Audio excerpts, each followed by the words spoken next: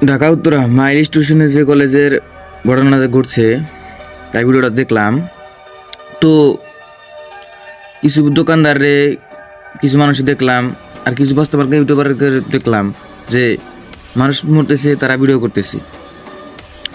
আসলে ওদের বিবেক বলতে কিছু নাই, ওরা শুধু ভিডিও করতে পারলেই শেষ, তাছাড়া কিছু করতে পারে না। তো সামান্য একটা 20 টাকার বোতল 600 টাকা চাচ্ছে। মানুষ কত নির্লজ্জ, মানুষকে সাহায্য করা বাদ দেয়া ভিডিও করতেছে। একটা বাচ্চা দেখলাম সারা শরীর পুড়ে আছে, গা দৌড় পারতেছে, কেউ সাহায্য করার মানুষ নাই এই জায়গায়, কিন্তু অথচ ওর পিছনে হাজার হাজার ক্যামেরা। এটা হচ্ছে বাংলাদেশ।